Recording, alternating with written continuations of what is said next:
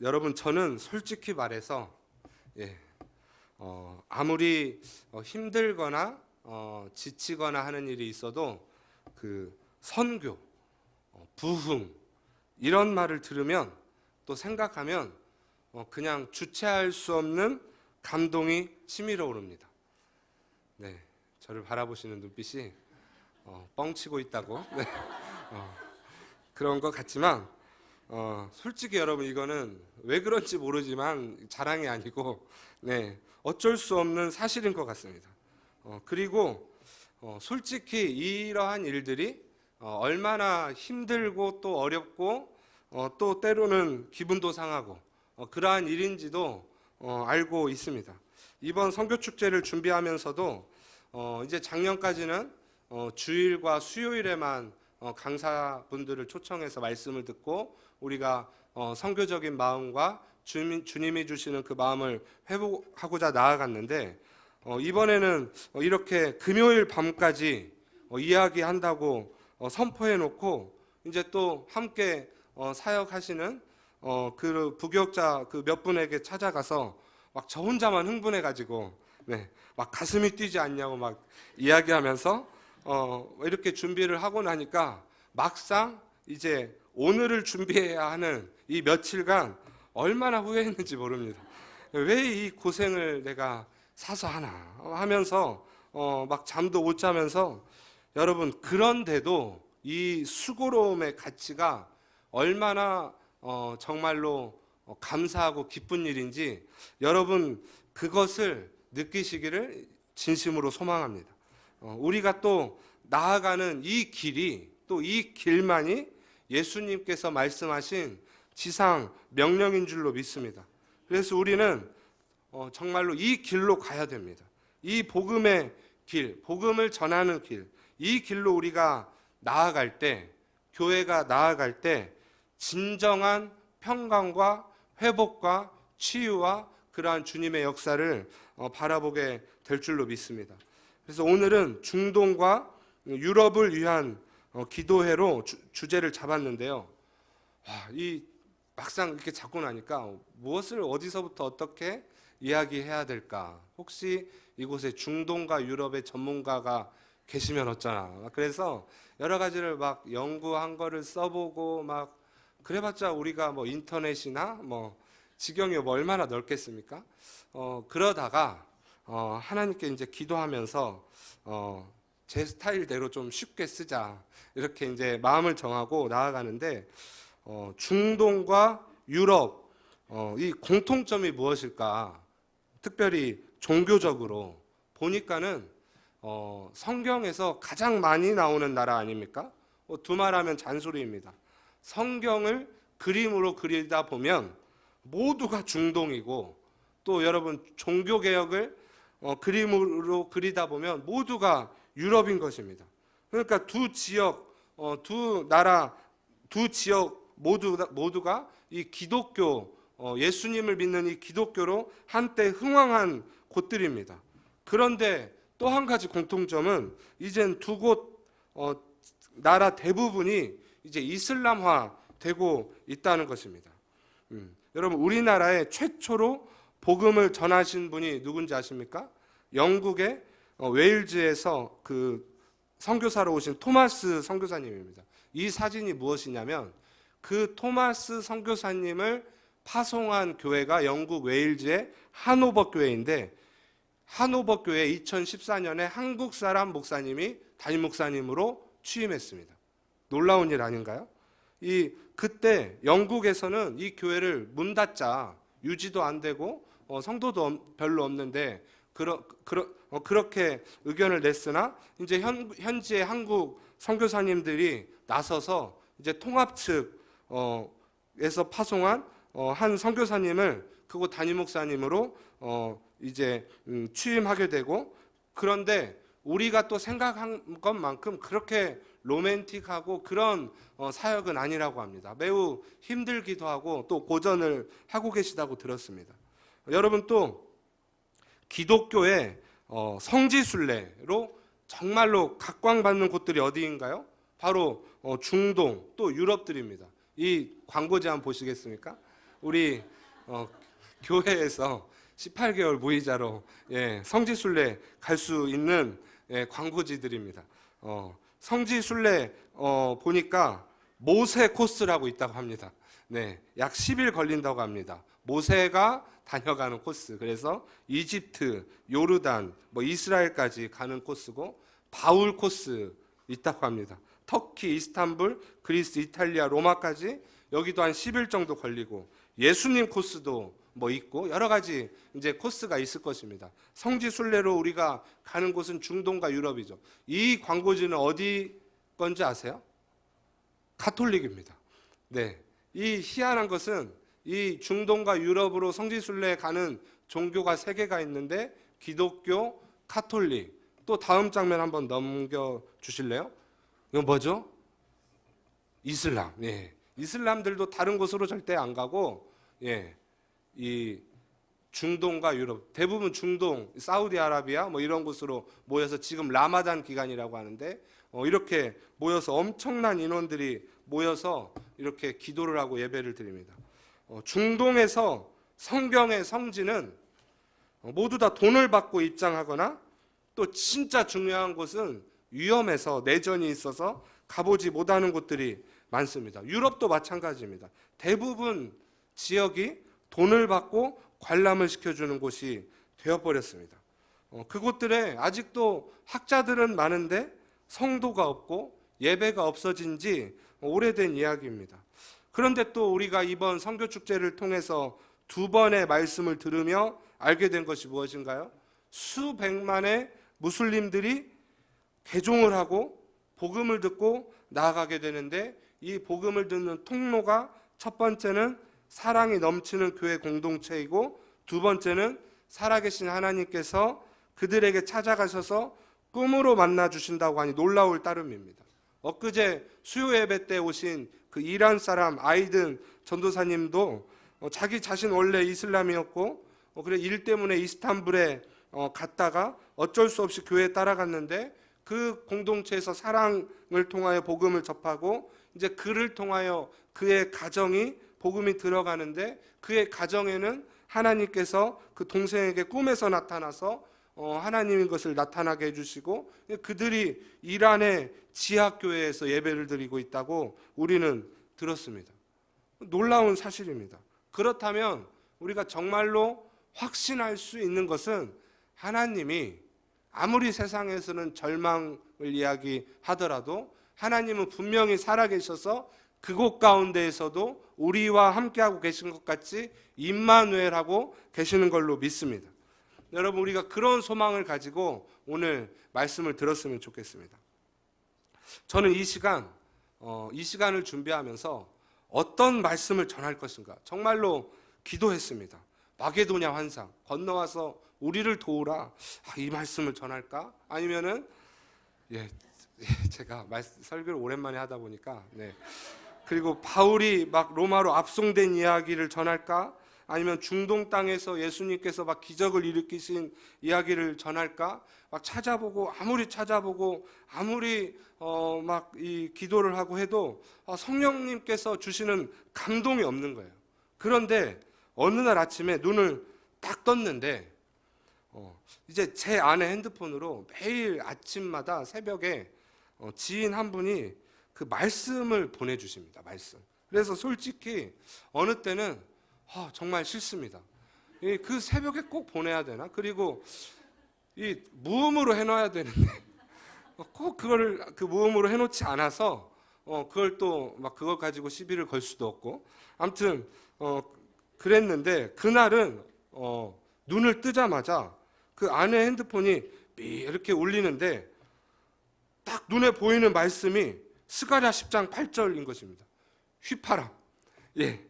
이 말씀을 보자마자 갑자기 제 머릿속에 제가 알고 있던 어떤 지식이나 아니면 어떤 경험이나 아니면 어떤 들은 것이나 이런 것이 아니라 정말로 하나님께서 실수 없이 역사하시는 방법으로 제 이 말씀을 보자마자 이런 환상과 같은 장면이 제 머릿속에 연출되는데, 여러분, 전 세계 열방이 얼마나 넓은가요? 굉장히 넓죠. 뭐 우리가 아무리 인간의 기술력이 좋아서 SRT가 생겨서 동탄에서 부산까지 뭐 가까워져서 당일치기로 갔다 올 수 있다고 하더라도 그게 뭐 두세 시간이면 된다 하더라도 여기서 뭐 아프리카, 중동, 유럽, 뭐 다른 어떤 나라, 그러니까 이 전 세계 둥근 지구 가운데 있는 전 세계 열방은 우리가 그 둥근 지구를 느끼지 못할 정도로 상상을 초월할 만큼 넓습니다. 그런데 그 말씀을 보자마자 제 머릿속에 이런 환상, 대한예수교 장로회 합동측 목사가 환상을 봤다고 하면 좀 환상은 아니고 감동, 네, 그런 이제 느낌이 드는데, 이 전 세계가 이렇게 한 곳에 그려지고 이 하나님께서 그곳을 이렇게 부는 것 같은, 휘파람인지 소리인지 모르겠지만 그 소리가 그곳 가운데 들리니 그들이 들을 수밖에 없는 그런 소리로 하나님께서 그 하나님 손바닥 안에 있는 그 전 세계 그 소리, 휘파람을 부시니까, 소리를 내시니까 그 안에 모든 사람들이, 그들이 이슬람이건 뭐 유대인이건 불교건 아무리 뭐 무신론자이건 모두가 신을 만나고 싶고 자기의 문제를 해결하고 싶고 죽음을 이기고 싶어하는 그 사람들이 그 소리를 듣기만 하면, 들리기만 하면 모든 것이 해결되겠구나. 여러분 아멘이십니까? 그런 확신이 제 마음 가운데 들었습니다. 매우 간단한 것입니다. 하나님의 일은 내가 아무리 갈급하게 찾고 연구하고 나의 지식, 어떤 경험, 뭐 밤잠을 설치면서도 아무리 그렇게 노력을 해도 안 되는 것들이 하나님께서 보여주시는 한 장면으로 정말로 깨끗하게 해결되는 것 같이, 그 구원의 역사도 이런 것이겠구나, 그 마음을 확실히 얻었습니다. 그래서 이 본문 말씀을 스가랴 10장 8절로 정하고 이제 말씀을 보는데, 우리 한번 10장 8절을 한번 다 함께 읽어볼까요? 스가랴 10장 8절, 아까 읽었지만 다 함께 시작. 내가 그들을 향하여 휘파람을 불어 그들을 모을 것은 그들을 구속하였음이라. 그들이 전에 번성하던 것 같이 번성하리라. 아멘. 여기서 휘파람이 무슨 뜻인가? 하나님이 진짜 이렇게 휘파람을 불 것인가? 그런데 이 휘파람이 무슨 뜻인가 한번 보니까 귀가 째지도록 큰 소리, 이런 소리랍니다. 그런데 사람이 부를 때는 이렇게 귀가 째지도록 큰 소리인데, 에슈레카, 이러한 히브리어로 이 말은 하나님께서 이 소리를 내시면 그 결과는 달라진다는 것입니다. 그러니까 이 휘파람 같은 소리, 귀가 째지는 소리를 사람이 내면 첫 번째로 막 조롱할 때, 사람들을 조롱할 때 이렇게 조곤조곤하지 않지 않을까요? 그리고 막 급히 부를 때, 사람들을 부를 때, 그때도 우리가 막 조곤조곤 이렇게 조용히 말하지 않습니다. 이런 소리랍니다. 그러니까 적군들이 뭐 아수르, 바벨론 이런 적군들이 이스라엘 전체를 조롱할 때 이 단어를 썼습니다. 그러니까 귀가 째지듯 듣기 싫은 소리입니다. 욥에서도 욥기에서도 욥을 비웃는 사람들이 이 단어로 비웃었다고 했습니다. 뭐 예레미야에서도 에돔과 바벨론이 망할 때 모습을 그리면서 이 주변 사람들이 이 단어로 조롱했다고 했습니다. 그러니까 본문에서 하나님이라는 글자가 빠진다면 이것은 듣기 싫은 소리입니다. 그런데 하나님이 휘파람을 불어 이렇게 된다면 이 결과는 달라지는 것입니다. 일반적인 소리가 아니라 하나님께서 부르시는 거대한 소리가 되는 것입니다.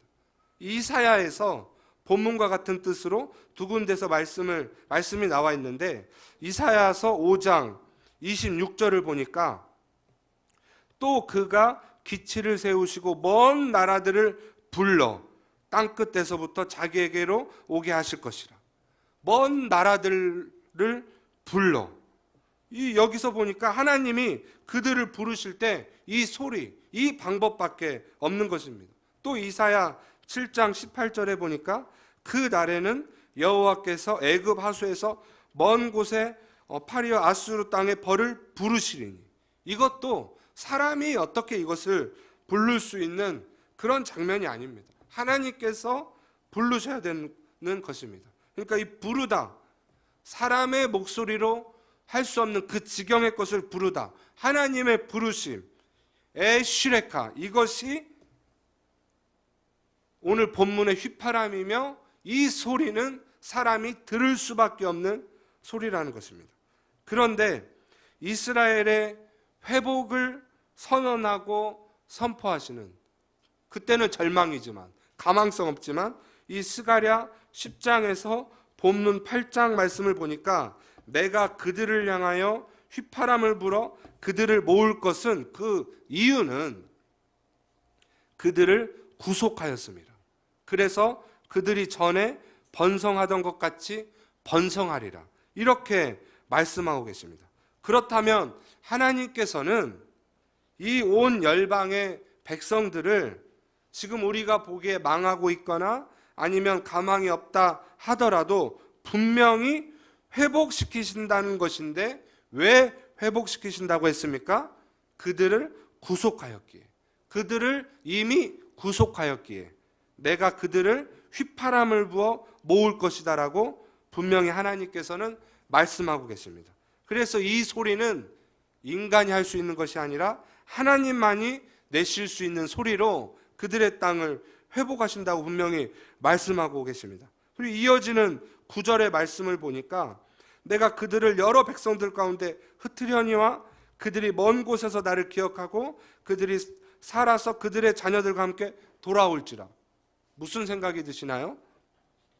2차 세계대전 후에 이런 일들이 있었습니다. 제가 발췌한 글을 하나 읽어드리겠습니다. 오늘날의 유대인들을 크게 세 부류로 나눈다. 바로 아쉬케나지와 세파라딤, 그리고 단지파 후손으로 알려진 이디오피아계 팔라샤. 이들은 솔로몬 왕과 시바 여왕 사이에 태어난 자손들이다. 현재 아쉬케나지는 미국, 이스라엘, 유럽, 대양주, 남아공의 약 1200만 명, 세파라딤은 이스라엘, 아시아, 중동, 아프리카 지역의 약 450만 명, 팔라샤는 이스라엘, 이디오피아, 예멘 지역을 합쳐서 2만 명 정도 분포되어 있는 것으로 추산되고 있다. 유대인들은 최근에도 계속 그들이 속한 땅에서 자기들의 고향인 이스라엘로 돌아가고 있다. 실제로 과거 구소련 내에 거주하는 수많은 유대인들이 2차 세계대전 이후 고향 땅으로 돌아갔고 지금도 돌아가는 중이다. 우리가 알고 있는 것은 그들은 그렇게 흩어져 살았음에도 불구하고 그들의 습관과 그들의 언어와 그들의 교육과 그들의 종교를 지키고 있었습니다. 그러니까 이러한 일들을 실제로 역사적으로 볼 때 하나님의 말씀을 토대로 우리는 분명히 알 수 있는 것은 하나님께서는 그들을 향하여 휘파람, 말씀에서 말한 휘파람, 소리를 내서 그들을 불러 모으고 그들을 회복시키고 있는 중이라는 것을 우리는 알 수 있습니다. 그 이유는 그들을 구속하였기 때문입니다. 그렇다면 오늘 말씀의 이 휘파람, 이 하나님의 소리를 우리는 어떻게 정리하면 좋을까요? 여러분, 하나님께서 불가능 가운데 일하시는 것을 여러분 믿으십니까? 예. 그렇다면 우리가 믿습니다. 어떻게 일하시는지를 보니까, 자, 역대하 7장 14절 말씀을 보니까 내 이름으로 일컫는 내 백성이 그들의 악한 길에서 떠나 스스로 낮추고 기도하여, 이것입니다. 스스로 낮추고 기도하여 내 얼굴을 찾으면 내가 하늘에서 듣고 그들의 죄를 사하고 그들의 땅을 고치리라. 보니까 스스로 낮추고 기도하여, 그러니까 사람의 소리를 통하여, 우리 죄인이지만 우리 사람의 소리를 통하여 하나님께 나아가면 하나님께서는 그 사람의 소리를 통하여 하나님의 소리를 내신다는 것입니다. 하나님께서 그들의 땅을 고치시고 그들을 용서하시는데 하나님이 움직이실 수 있는 그 동력이 백성들의 기도, 사람의 소리였습니다. 다니엘서에도 보면 엄청나게 멋진 기도가 나옵니다. 다니엘서 9장 3, 4절을 한번 다 함께 읽어볼까. 화면에 있습니다. 시작. 내가 금식하여 베옷을 입고 죄를 덮어쓰고 주 하나님께 기도하기를 결심하고 내 하나님 여호와께 기도하며 자복하여 이르기를 크시고 두려워할 주 하나님, 주를 사랑하고 주의 계명을 지키는 자를 위하여 언약을 지키시고 그에게 인자를 베푸시는 이시여. 아멘. 다니엘의 기도 소리입니다. 여러분, 혹시 기도가 안 나오거나 기도를 어떻게 하는지 모르겠거나 그런 분들은요, 성경에서 나오는 이런 기도문을 따라 읽으십시오. 무슨 말인지 몰라도 검증된 기도문들을 여러분의 입술로 고백하며 나아갈 때 하나님께서 이 가운데 임하신 그 역사와 능력을 여러분 가운데도 주실 것입니다. 그러니까 이렇게 기도하니까 하나님께서는 또 소리로 응답하십니다. 22절에 다니엘아, 내가 이제 지혜와 총명을 주려고 왔느니라. 다니엘이 구한 바, 다니엘의 그 외침 가운데, 다니엘의 그 소리 가운데 하나님께서는 또 하나님의 소리로 다니엘에게, 그 외친 그 다니엘에게 응답하셨습니다. 자, 그럼 오늘 본문과 가장 흡사한 내용을 하나 보려고 하는데요. 이사야 37장입니다.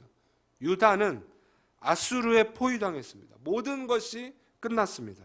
인간의 힘으로는 죽는 것입니다. 예루살렘 성이 포위되어 망하기 직전입니다. 그런데 이때 유다 왕 히스기야는 이렇게 기도합니다. 37장 14절부터 17절을 보니까 히스기야가 그 사자들의 손에서 글을 받아 보고 여호와의 전에 올라가서 그 글을 여호와 앞에 펴놓고 여호와께 기도하여 이르되 그룹 사이에 계신 이스라엘 하나님 만군의 여호와여, 주는 천하 만국의 유일하신 하나님이시라. 주께서 천지를 만드셨나이다. 여호와여, 귀를 기울여 들으시옵소서. 여호와여, 눈을 뜨고 보시옵소서. 산헤립이 사람을 보내어 살아계시는 하나님을 회방한 모든 말을 들으시옵소서. 하나님께 향하여 부르짖었습니다. 마치 하나님께서 우리를 부르시는 에슈레카와 같이 히스기야가 그 절박한 상황에서 하나님께 나아간 방법은 단 한 가지입니다. 하나님 들으시옵소서. 하나님 보시옵소서. 우리의 말을 들으시옵소서. 이것입니다. 이 말의 뜻은 하나님으로부터 내 말을 듣게 하다. 내가 큰 목소리를 내어 이 소리가 어디까지 나아가게 될지는 모르지만 내가 큰 목소리를 내어 하나님이 내 말을 듣게 하다. 그 정도로 부르짖었다. 그냥 속으로 간지럽게 막 하나님께 그냥 뭐라고 해야 되죠?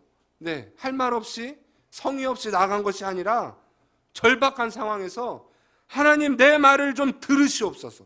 주여 들으시옵소서. 저들이 하나님을 회방하고 하나님의 나라를 망하게 한다고 하나님 나라를 능욕하는 이 상황을 들으시옵소서. 우리가 죽게 되었나이다. 이 기도 뒤에 어떻게 하나님께서 응답하셨습니까?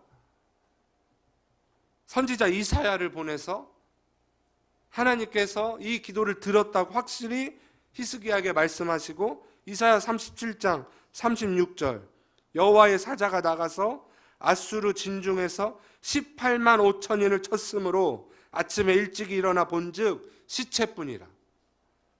어떻게 사람이 나가서 그들의 전쟁에서 이긴 게 아니라 그냥 여호와의 사자가 나가서 아수르 진중에서 18만 5천인을 쳤으므로 하나님의 소리인 줄로 믿습니다.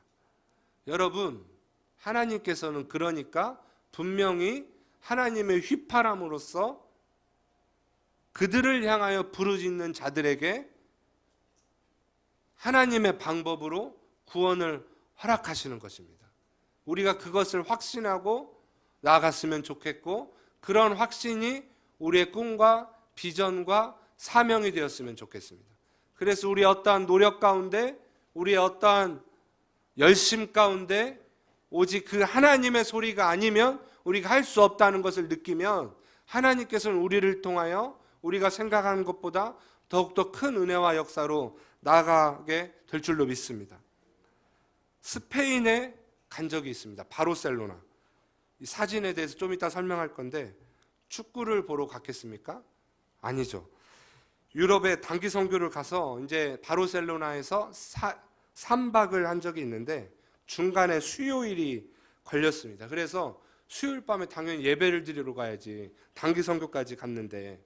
그래서 바르셀로나에서 예배를 드릴 곳이 어딘가 막 그곳에 한인 신문 또 어떻게 인터넷으로 찾아보고 길 가는 사람에게 물어보기까지 하고 아무리 수소문을 해도 없구나.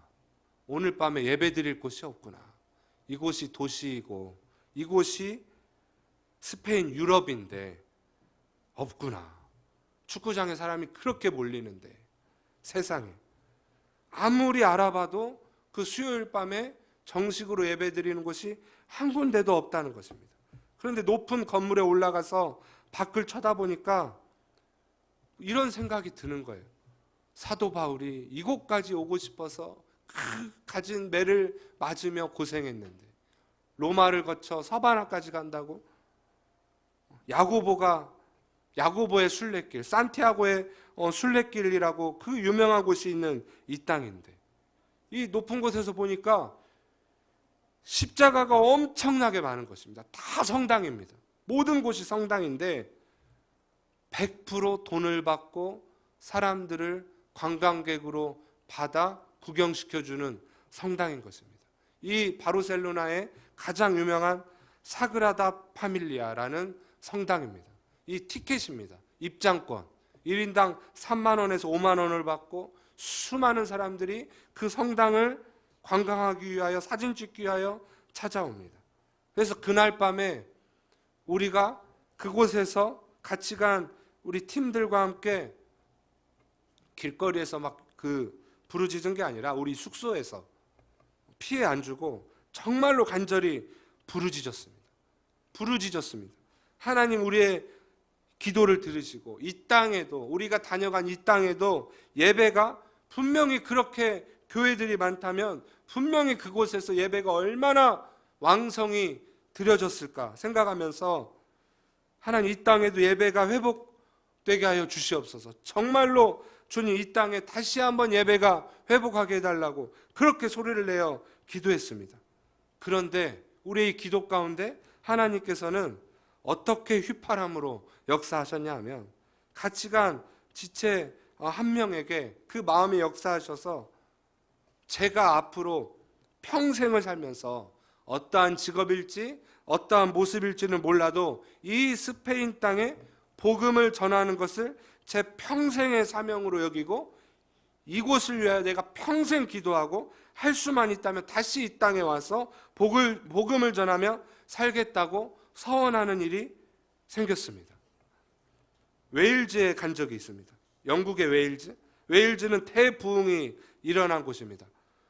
가기 전에 생각하고 책으로 봤던 부흥은 대형 집회였습니다. 그런데 가보니까 이곳이 그 대부흥의 현장입니다. 시골입니다.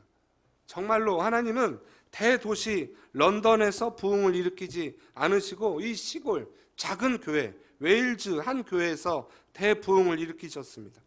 이곳에서 평신도 청년 에반 로버츠라는 형제에게 기도 가운데 찾아가셔서 네가 이 음성에 순종하여 사람들에게 말하고 함께 하나님 보기를 원한다고 찬양하며 기도하면 내가 하나님 당신이 일하겠다라고 말씀하셔서 그 음성에 순종하여 에반 로버츠와 17명이 함께 찬양하며 기도하며 나아갔는데 그 도시에 2년여 동안 범죄가 사라지고 우리가 생각한 우리 인간적인 마음의 그 대형 집회가 아니라 모든 그 도시의 교회가 동일하게 말씀이 회복되고 예배가 회복되고 기도가 끊어지지 않고 10만여 명의 성도가 회심하여 주께로 돌아오는 대부흥이 일어났다는 것입니다.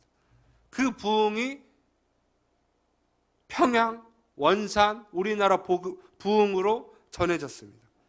그런데 그곳에 부흥의 발원지인 에반 로버츠가 사역한 이 모리아 교회, 이곳을 가보니까 그 방명록이 있는데 참 신기하게 대부분이 한국 사람들입니다. 한국 사람들이 여기를 왜 이렇게 가는지. 어쨌든 보니까 100명도 채 들어가지 못하는 그런 예배당입니다. 그런데 그곳을 안내해 준 나이가 많은 여자 사역자는 아니라고 했고, 권사님도 아니라고 했고, 집사님인지는 모르겠고, 어쨌든 자기 할머니가 그 부흥에 참여했다고 해서 그거 부흥을 가장 확실히 알려줄 사람은 자신밖에 없다고 했는데, 어쨌든 그분이 우리에게 그것을 이렇게 보여주면서 우리에게 뜻밖의 부탁을 하였습니다. 뭐냐면 우리밖에 없었거든요. 이 작은 예배당에서 당신들 한국 사람 스타일로 큰 소리로 찬양하며 이곳을 위해 기도해 달라는 것입니다. 기도 제목은 뭘까요?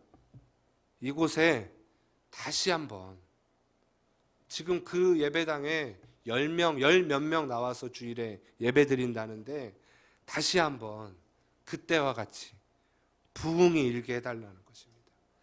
옛날 우리 할머니에게만 듣던 1904년의 부흥이 아니라 지금 이 상황에 누가 봐도 하나님이 살아계시고 어떻게 우리가 말로 설명하거나 글을 써도 표현 못할 그 부흥이 다시 한번 이 땅에 오게 해달라고 한국 사람들 이 교회에서 당신들 스타일로 크게 소리 지르며 찬양하며 기도해 달라는 것입니다. 그래서 정말로 그곳에서 몇십 분간 우리가 찬양하며 기도하고 온 기억이 있습니다. 여러분, 우리 각자에게 할 일도 많고 개인적인 꿈도 많고 개인적인 기도 제목도 많고 문제들도 많고 각 가정들에 나아갈 방향과 각자 다른 직업과 어떤 비전과 사명들이 많은 줄로 믿습니다. 그리고 현대사회가 오면 올수록 우리는 갈수록 편안하고 쉽고 간단하고 편리하고 인격적이고 인간적이고 상식적이고 새로운 방법들을 계속 도출해 나가고 있습니다. 아마 조금 시간이 지나면 기도해주는 로봇도 나올 수도 있습니다. 기대하십시오. 여러분, 그런데 그것이 정답이 아닙니다. 하나님께서 하나님의 말로 들려주시거나 보여주시거나 감동을 주시지 않으면 인간의 속마음의 해갈은 절대로 없을 것입니다. 하나님의 휘파람이 필요한 것입니다. 그곳이나 이곳이나. 얼마 전에 어떤 집사님께 들은 이야기가 있는데요. 우리 교회를 통하여 하나님의 휘파람이 어떤 지체에게 들려진 이야기인데 제 일부러 듣기만 하고 아무한테 얘기 안 했습니다. 어떤 집사님이 회사의 이제 거래처 직원인 중국 사람 한 명을 우리 교회로 데리고 주일에 와서 예배를 드렸는데, 이제 그 직원은 불교입니다. 불교. 근데 예배를 드리고 이제 우리 교회 얼마나 주일날 비좁습니까? 이 비좁은 이 통로를 지나가서 6층에 올라가서 밥을 먹고 이 환경에서 커피를 먹으면서 대화를 나누는데, 그 중국 사람이 불교 믿는 사람이 이렇게 물어봤다는 것입니다. 왜 이렇게 사람들이 행복해 보이냐고. 흉내를 내려고 했는데 왜 이렇게 이 예배를 드린 사람들이 행복해 보이냐. 내가 믿는 불교에서는 이런 모습이 아닌데, 정말 당신들이 믿는 하나님, 그 예수님이라는 분이 살아계신 분이냐는 겁니다. 여러분, 놀랍지 않으십니까?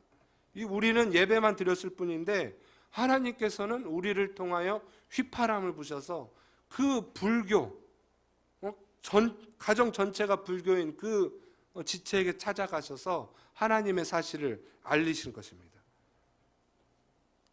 그래서 예수님께서는 하늘로 올라가시면서 우리에게 모든 문제 해결 방법 한 가지를 명령하신 것입니다. 사도행전 1장 8절입니다. 우리 한번 다 함께 외우거나 아니면 읽어보실까요? 한번 시작. 오직 성령이 너에게 임하시면 너희가 권능을 받고 예루살렘과 온 유대와 사마리아 땅끝까지 이르러 내 증인이 되리라 하시니라.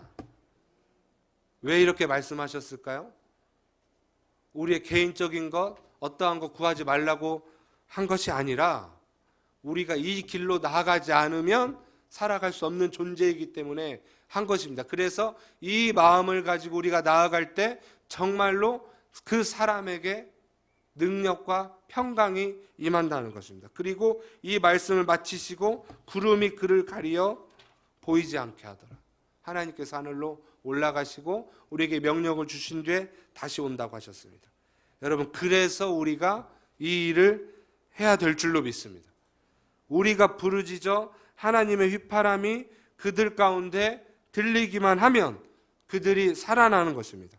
그래서 우리가 이 밤에 우리 개인적인 문제가 아닌 중동과 유럽을 위해 기도한다고 했는데 이렇게 모인 것 아닙니까? 혹시 깜빡하고 급한 문제가 있어서 오신 분이라도 어쩔 수 없습니다, 오늘은. 그런데 여러분, 이 일에 얼마나 큰 기쁨이 있고 열매가 있는지 여러분 그것을 믿으시고 보시는 밤 되었으면 좋겠습니다. 말씀을 마무리하겠습니다. 최종상 선교사님이라고 들어보신 분 계실 것입니다. 영국에서 오랫동안 선교사로 사역하신 분인데 아마 지금 우리나라에서 사역하셨다면 굉장히 이름을 널리 알릴 만한 학자요 목회자였을 것인데 그 젊었을 때 예전에 70년대 80년대 영국에 유학을 갔다가 코가 잘못 껴서 영국 현지인 교회 목회를 하게 됐고 그 당시에 동역자였던 선배였던 고 옥하는 목사님이나 이동원 목사님 이분들이 그냥 거기서 사역해야 될 운명이라고 해서 그래서 거기에 남았다고 합니다.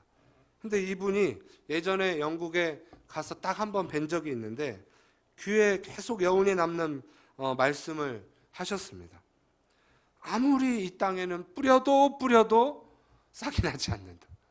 아무리 뿌려도 싹이 나지 않는데 그런데 우리가 복음의 빛을 졌으니까 우리가 계속 이 땅에 뿌리는 이유는 이곳에는 아직 뿌리가 있기 때문에 우리보다 더 단단한 뿌리가 있기 때문에 그 뿌리를 지탱하기 위해서 뿌린다는 것입니다. 우리가 빛을 졌으니까 우리가 또 그들을 살릴 수 있다고 봅니다. 전 분명히 보았고 믿습니다. 작은 한인교회들의 그 건강한 소그룹에 금발을 한 유럽 사람들이 따라와서 작은 소그룹에서 사랑을 맛보고 복음을 다시 회복하는 것입니다.